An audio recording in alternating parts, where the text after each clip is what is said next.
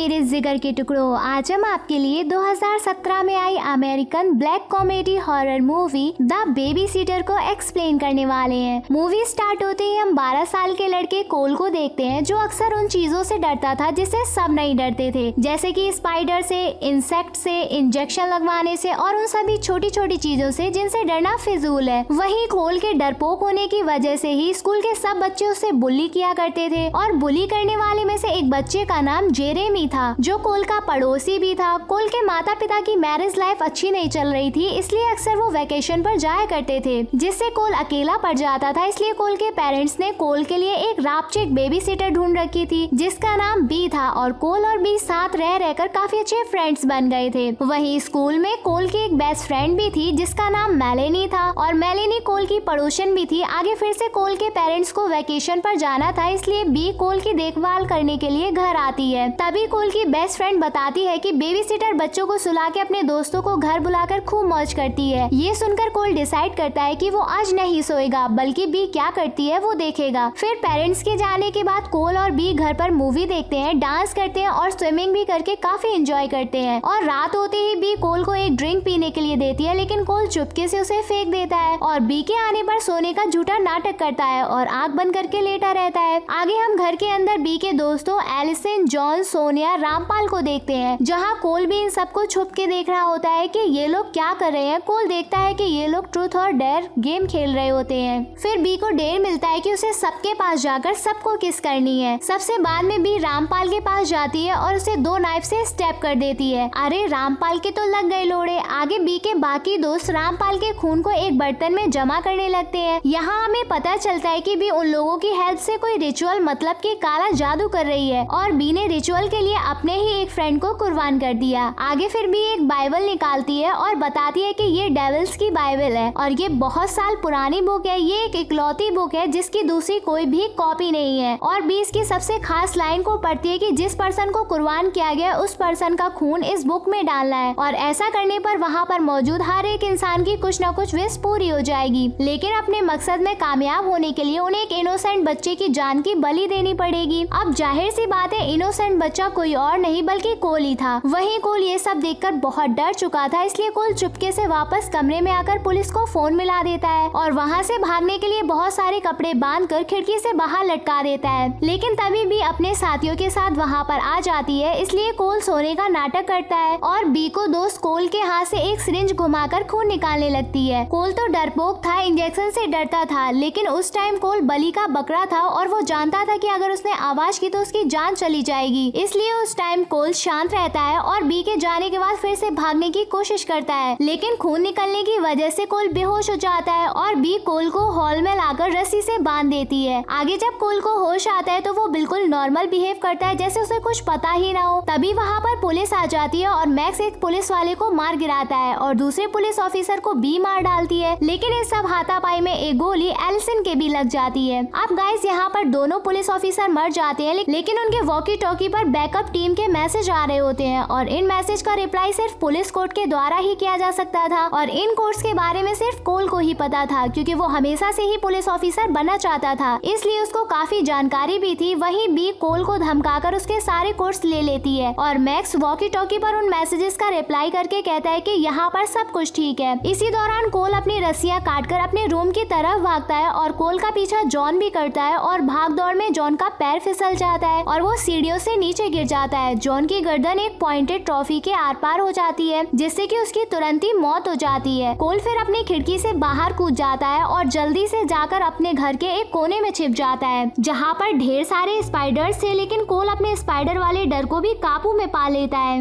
वहीं सोनिया उसे ढूंढते ढूंढते वहाँ आ जाती है और कोल सोनिया पर एक रॉकेट चला देता है। सोनिया इस रॉकेट से तो बच जाती है, लेकिन कोल बड़ी ही चालाकी से उसे वहाँ पर बंद कर देता है और फिर उस पर बग्स स्प्रे मारता है। स्प्रे इस स्टोर में जल रही आग से रिएक्ट करता है जिससे वहाँ पर जोरदार धमाका होता है जिसमें सोनिया मारी जाती है। वहीं इस धमाके को सुनकर मैक्स भी वहाँ पहुँच जाता है और फिर वो कोल को मारने की कोशिश करता है। कोल भागकर एक ट्री हाउस पर चढ़ जाता है और भागम भाग में दोनों मैक्स मैक्स और कोल ट्री हाउस से नीचे गिर जाते हैं, जिससे मैक्स के गर्दन में एक रस्सी लटक जाती है और मैक्स मारा जाता है। इससे पहले कि कोल अपने आप को संभाल पाता, बी उस पर शॉटगन से गोली चलाना शुरू कर देती है। गोलियों से बचते हुए कोल अपनी पड़ोसन मेलनी के घर पहुंच जाता है और वो मेलनी से पुलिस को कॉल करवाता है। और यहाँ पर हम देखते हैं कि मेलनी कोल को किस करने लगती है और कोल मेलनी को बचाने के लिए वहाँ से निकलकर अपने घर वापस आ जाता है। और आश्चर्य की बात ये थी कि बी ने कोल के घर को बिल्कुल साफ कर दिया था, जैसे कि वहाँ कुछ हुआ ही ना हो। और फिर कोल को वहाँ एलिसन बेहोश दिखती है। इससे पहले कि कोल कुछ कर पाता, एलिसन होश में आ जाती है और एक चाकू लेकर कोल पर हमला करती है। लेकिन एलिसन कुछ कर पाती, बी वहाँ आकर एलिसन को शॉटगन से उड़ा देती है। अब भी कोल की तरफ बढ़ने लगती है, लेकिन कोल उसे बाइबल जलाने की धमकी देता है। और क्योंकि ये बुक काफी पुरानी और सिंगल पीस, इसलिए बी कोल की इस बात से डर जाती है और कोल को ना मारने की बात मान जाती है। फिर भी बताती है कि उसने कई साल पहले इस बाइबल के लिए एक डील की थी, जिसमें वो इनोसेंट लोगों को खून बाइबल को चढ़ाएगी और एक बुक की लाइन को पढ़कर रिचुअल कंप्लीट करेगी। इसके बदले वो सब कुछ मिलेगा जो बी चाहती है। जैसे बी पहले बहुत छोटी और कमजोर थी, लेकिन आज स्ट्रॉन्ग और कॉन्फिडेंट है। इन बातों के दौरान हमें पता चलता है कि बी पुरानी खिलाड़ी है, यानी कि वो काफी बलि दे चुकी है और कोल पहला बच्चा नहीं है जिसे उसने अपने चंगुल में फंसाया है। फिर बी कोल से कहती है कि अगर तुम पुलिस बुलाकर ये कहो कि बाकी लोग कातिल थे और मैंने तुम्हारी जान बचाई, तो मैं ये शहर छोड़कर चली जाऊंगी। लेकिन कोल बी की एक नहीं सुनता और बुक जलाकर वहाँ से भाग जाता है। वहीं बी इस बुक में लगी आग को बुझाने की कोशिश करती है और इतने में कोल मेलनी के डैड की कार चुराकर अपने घर में ठोक देता है, जिससे बी कार के नीचे आ जाती है। और अब कोल के पेरेंट्स भी वहाँ आ जाते हैं और सब कुछ काबू में था। वहीं कोल और मेलनी भी काफी क्लोज आ जाते हैं और कोल ने अपने सारे डरों पर काबू करके ये प्रूफ कर दिया था कि उसे किसी बेबी सिटर की जरूरत नहीं है। फिर हमें एक फाइटर दिखाया जाता है जो कोल के घर को चेक करने आया था और शॉक कर देने वाली बात ये थी कि बी कार के नीचे नहीं थी और अचानक से बी एक चाकू से इस फायर फाइटर पर वार कर देती है। इसका मतलब था कि बी अभी भी जिंदा थी और वो बच गई थी। और इसी के साथ ये मूवी यही खत्म हो जाती है। सरप्राइज सरप्राइज गाइस, आप हमेशा कहते रहते हैं ना जल्दी से सेकंड पार्ट लाओ, तो मैंने सोचा क्यों ना दोनों पार्ट एक साथ ही डालूं, ताकि आप लोग एक साथ फुल मूवी को एंजॉय कर सको।